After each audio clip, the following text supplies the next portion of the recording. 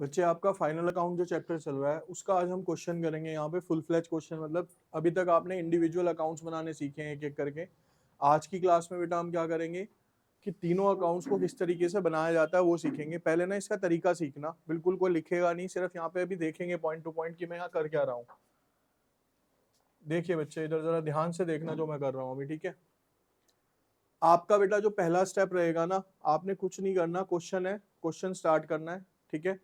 Question को जब आप रीड करोगे तो आपको ना उसके आगे ही मेंशन कर लेना है, इससे टाइम बचेगा और गलती के चांसेस बिल्कुल जीरो हो जाते हैं। कैसे मैं बताता हूँ। अब आपके सामने सबसे पहले बेटा कैपिटल है, तो कैपिटल मेरे को पता है कहाँ पे आता है, बैलेंस शीट, तो मैं उसके आगे क्या मेंशन कर दूंगा, बी। फिर ओपनिंग स्टॉक कहाँ पे आता है, सॉरी ट्रेडिंग के अंदर, तो इसके आगे टी। बैंक क्या है मेरी, असेट्स यानी कि बैलेंस शीट। कैश क्या है, असेट्स बैलेंस शीट। मशीनरी क्या हो गई, balance sheet. Furniture, purchases, trading, wages, क्योंकि कौन सा एक्सपेंस हो गया हमारा, डायरेक्ट एक्सपेंस हो गया। Carriage inward, trading, salary, PNL, discount allowed, PNL, discount received, PNL, advertisement, PNL, office expense, PNL, sales, trading, sundry debtors, balance sheet, sundry creditors, balance sheet, ठीक है। इस तरीके से आपने क्या कर लेना है, पहले इसको कंप्लीट कर लेना है। जो भी क्वेश्चन आएगा आपको पहले इसको कंप्लीट करके चलना है। अब इसको करने के बेनिफिट्स क्या होंगे ये समझते हैं। अब यहाँ से हट जाएगा ये, ठीक है। अब बैलेंस शीट के देखो इसके फायदे क्या आएंगे आपके जब आप इसे करोगे।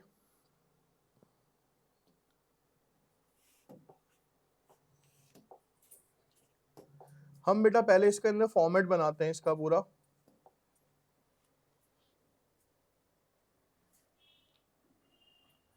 होता क्या है कि जो ट्रेडिंग और पीएनएल का फॉर्मेट है ना, वो तो आप एक साथ बना सकते हो। अभी मैं दिखाता हूँ किस तरीके से।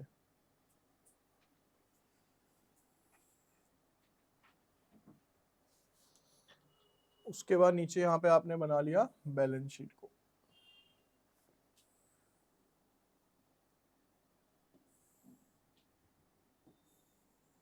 देखिए यहाँ पे लिखेंगे बेटा हम trading and PNL account as on, जो भी आपको क्वेश्चन में डेट दी होती है यहाँ मोस्टली 31 मार्च, और ईयर आ जाएगा आपका जो भी होगा। Credit, debit, particular amount, particular amount. यहाँ पे बेटा हम लिखेंगे balance sheet as on dash date जो भी होगी। यहाँ पे आएगी बच्चे आपकी लायबिलिटी साइड, अमाउंट, असेट्स और, ठीक है। फॉर्मेट बनाने के बाद गलती क्या करोगे आप, सबसे पहले गलतियों पे बात करते हैं। सब बच्चे क्या करते हैं कि क्वेश्चन को रीड करते हैं, पहले ट्रेडिंग के आइटम ढूंढते हैं, फिर ट्रेडिंग बनाते हैं, फिर उसमें से जीपी निकालेंगे, फिर दोबारा से क्वेश्चन रीड करेंगे, उसमें पीएनएल के आइटम छांटने बैठेंगे, फिर पीएनएल में पुट करेंगे, उसके बाद फिर बैलेंस शीट के आइटम अलग। तो आपको एक ही चीज को 3-4 बार रिपीटेड पढ़ना पड़ जाएगा, और उसमें क्या होगा, एक सिंगल चीज भी कहीं पे आपने मिस आउट कर दी तो क्वेश्चन वहीं पे गलत हो जाएगा पूरा का पूरा। तो सबसे पहला स्टेप तो वही रहेगा कि मेंशन कर लो। जैसे कि अब हमने क्या किया, ध्यान से देखना इसको, प्रेजेंटेशन कैसे है। सबसे पहले कैपिटल है, कैपिटल आपने कहाँ पे लिखा था, आता है बेटा बैलेंस शीट के अंदर। तो सबसे पहले लायबिलिटीज, यहाँ पे आप लिख दोगे कैपिटल 1.5 लाख, क्योंकि आपके क्वेश्चन के आगे पहले से मेंशन होगा कौन सी चीज कहाँ जानी है, तो आपके लिए इजी हो जाएगी फटाफट करने के लिए। उसके बाद ओपनिंग स्टॉक है, वो कहाँ पे आता है बेटा, तो ओपनिंग स्टॉक अकाउंट 30,000। उसके बाद बैंक है, बैंक का बैलेंस है बेटा 10,000, असेट्स होती है हमारी, तो बैंक 10,000। उसके बाद बेटा कैश का बैलेंस है हमारा 5,000, असेट्स होगी हमारी। मशीनरी जो है 1 लाख, अगेन हमारी क्या हो जाएगी बेटा, यहाँ पे ये असेट्स हो जाएगी 1 लाख। उसके बाद है बेटा फर्नीचर, वो भी अगेन असेट्स हो जाएगी हमारी, फर्नीचर 13,000। अब उसके बाद क्या गिवन है हमें, परचेज। परचेज क्या होती है बेटा, ट्रेडिंग। अब आपने मेंशन कर रखा होगा ना वहां पे तो आपका क्वेश्चन इजी होता चला जाएगा। आप यहाँ पे लिखोगे परचेज अकाउंट। और एक फायदा क्या होता है, मान लो इसमें कहीं रिटर्न भी दिया होता तो आपको पता होता ना, तो आप ये अमाउंट फिर बाहर ना लिख के कहाँ लिखते हो, अंदर लिखोगे। तो परचेज अकाउंट का बैलेंस कितना है, 2 लाख। उसके बाद वेजीज है बेटा हमारी, डायरेक्ट एक्सपेंस होती हैं। Veggies account 50,000। Carriage inward direct expense है, तो 2 कैरेज इनवर्ट 33,000।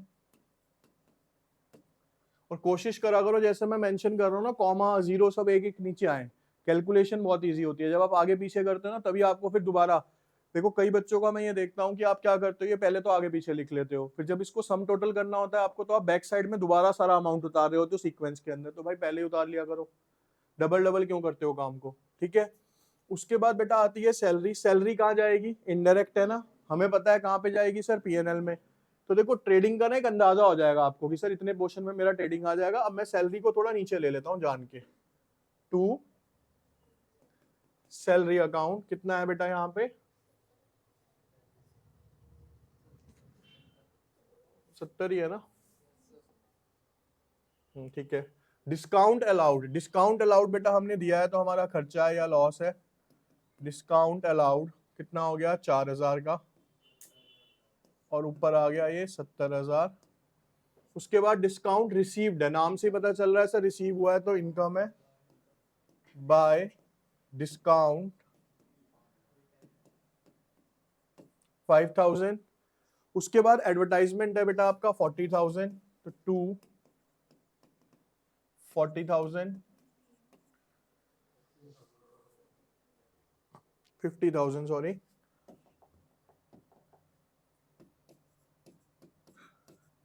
उसके बाद है बेटा आपका से ऑफिस एक्सपेंस 40,000।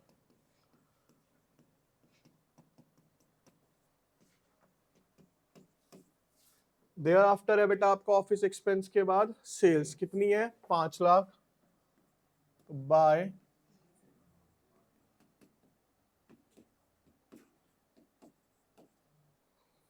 उसके बाद है सन्डी डेटर्स। असेट्स होती है बेटा हमारी,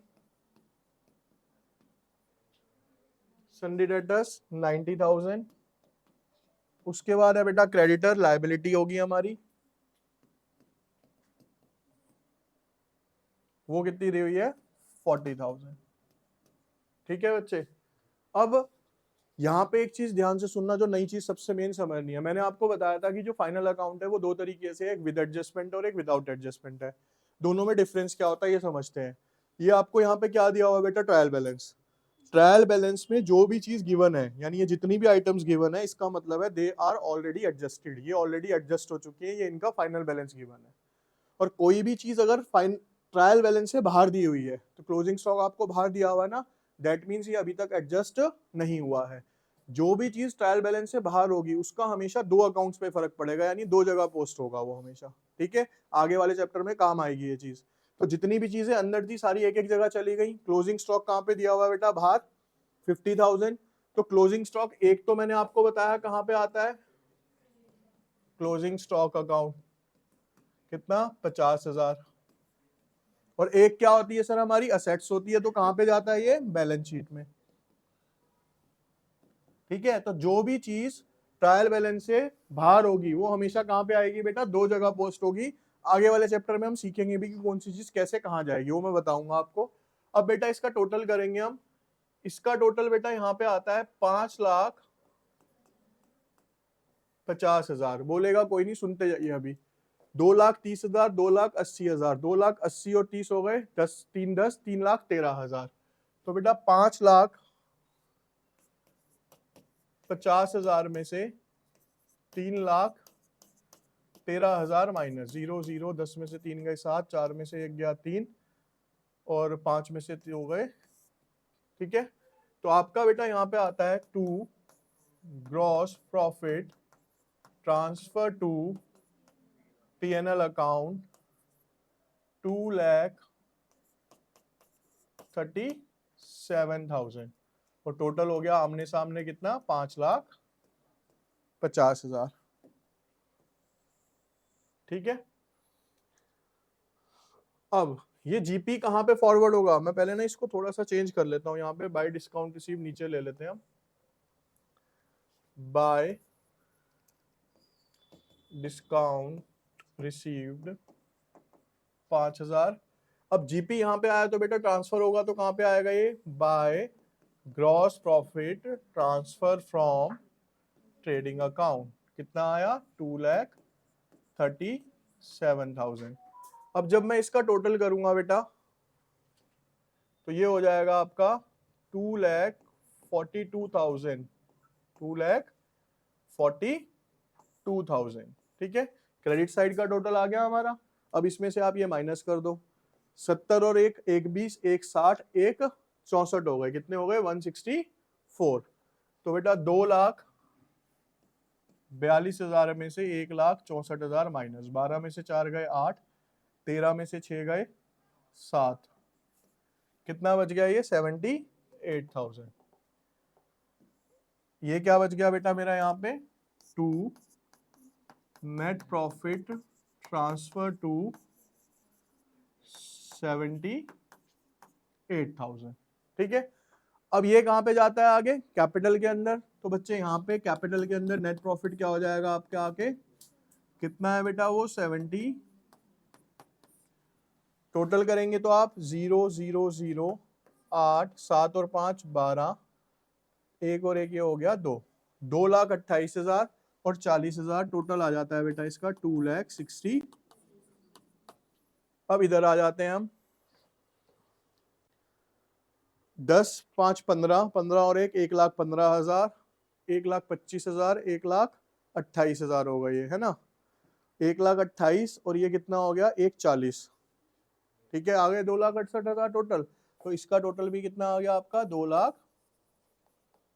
तो दोनों साइड क्या हो गई बेटा अब आपकी यहाँ पे आके इक्वल हो गई। तो क्वेश्चन क्या करा है आपने, बिल्कुल प्रॉपर ठीक करा है इसका मतलब। ठीक है, तरीका समझना है हमें। अभी जो क्वेश्चन दूंगा सबसे पहले बच्चे आप इसके आगे मेंशन करेंगे, कोई भी इंडिविजुअल अकाउंट ना बनाए कि ट्रेडिंग अगर है वो सबको एक साथ पोस्ट करो, यानी लाइन से जो जो आइटम आती जाए ना, कैपिटल आ रही है जहां जानी है वहां भेज दो, स्टॉक आ रहा है वहां भेज दो, जहां जहां जाना है उसको साथ साथ पोस्ट करते जाओ, अलग अलग मत करना। फिर से कह रहा हूं मैं आपसे, ठीक है, कीजिए।